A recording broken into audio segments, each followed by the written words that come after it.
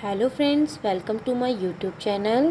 Friends, आज हम लोग देखेंगे काली नदी तंत्र के विषय में। इसमें हम सबसे पहले देखते हैं कि काली नदी उत्तराखंड में किन किन ज़िलों से होकर बहती है। इसमें सबसे पहले हम देखते हैं काली नदी पिथौरागढ़ ज़िले में स्थित कालापानी नामक स्थान से निकलती है और नेपाल तथा पिथौरागढ़ में सीमा बनाते हुए आगे बढ़ती है। उसके पश्चात यह चंपावत में नेपाल और चंपावत के बीच सीमा बनाती है तथा टनकपुर नामक स्थान में राज्य से बाहर हो जाती है। अब हम देखते हैं कि जो काली नदी की जो कुल लंबाई है उत्तराखंड में वह कितनी है।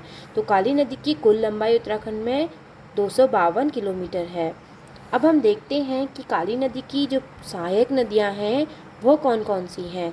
इसमें सबसे पहले जो सबसे इम्पोर्टेंट क्वेश्चन है वो है कि काली नदी की सबसे प्रथम सहायक नदी कौन सी है। तो इसमें हम लोग देखते हैं कि जो काली नदी की सबसे प्रथम सहायक नदी है वो है कुठियांगती, जो कि पिथौरागढ़ जिले में स्थित जैक्सन श्रेणी से निकलती है और पिथौरागढ़ में ही गूंजी नामक स्थान पर काली नदी में इसका संगम हो जाता है। तो फ्रेंड्स, अब हम इसके आगे बढ़ते हैं। तो आगे चलते हुए हम देखते हैं कि जो धौलीगंगा जो नदी है वो उसका उद्गम गोवाखान हिमनद से होता है।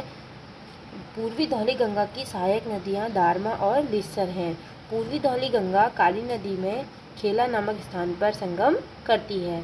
उसके पश्चात जौलजीबी नामक स्थान पर गौरी गंगा और काली का संगम होता है। ये बहुत इंपॉर्टेंट क्वेश्चन बनता है कि जौलजीबी नामक स्थान पर किन दो नदियों का संगम होता है, क्योंकि यहाँ पर मेला भी लगता है, जौलजीबी मेला आयोजित होता है। तो जौलजीबी नामक स्थान पर काली नदी में गौरी नदी का संगम होता है। गौरी नदी का उद्गम मिलम ग्लेशियर से होता है। और गौरी नदी की जो दो सहायक नदियाँ हैं गौरी व रालम हैं। उसके पश्चात हम देखते हैं कि जो सरयू नदी है। अब हम सरयू नदी जो है काली नदी की प्रमुख सहायक नदी है। यह बहुत अधिक जल लाती है और काली नदी में छोड़ती है। तो इसमें हम देखते हैं सरयू नदी तंत्र के विषय में। तो जो सरयू नदी है, सबसे पहले बागेश्वर में सरमूल नामक स्थान से सरयू नदी का उद्गम होता है। सरयू नदी में गोमती नदी का संगम बागेश्वर नामक स्थान पर होता है। जो गोमती नदी है वो डोगरा श्रेणी से निकलती है, जो कि बागेश्वर में है। उसके पश्चात यह आगे बढ़ती है तथा अल्मोड़ा से पनार नदी आती है, जो कि काकड़ी घाट पर सरयू नदी में संगम करती है। उसके पश्चात रामेश्वरम तीर्थ में पूर्वी रामगंगा, जो कि पोटिंग ग्लेशियर से निकलती है।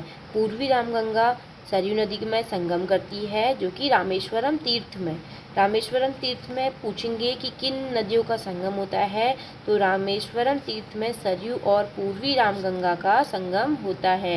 ये याद करने के लिए इजी है, क्योंकि रामगंगा से हम रामेश्वरम याद कर सकते हैं और हमें ये याद करना है कि इसमें सरयू नदी में पूर्वी रामगंगा का संगम होता है। अब हम आगे चलते हैं। तो चूका नामक स्थान पर लदिया नदी, जो कि चंपावत में गजार नामक स्थान से निकलती है और इसमें चूका में इसका संगम हो जाता है काली नदी पर। तो हमसे क्वेश्चन इस प्रकार से पूछा जाएगा कि काली नदी की अंतिम सहायक नदी कौन सी है। तो वो है लदिया नदी, जो कि चंपावत में से निकलती है और चूका नामक स्थान पर काली नदी में इसका संगम होता है। इसके पश्चात यह आगे चलकर टनकपुर बैराज से राज्य से बाहर हो जाती है और नेपाल में प्रवेश कर जाती है। टनकपुर बैराज यहाँ से काली नदी से दो नहरें निकाली गई हैं, एक शारदा नहर और महाकाली नहर। फ्रेंड्स, अब हमसे क्वेश्चन पूछता है कि जो कुमाऊं की सबसे अपवित्र नदी किसे माना जाता है।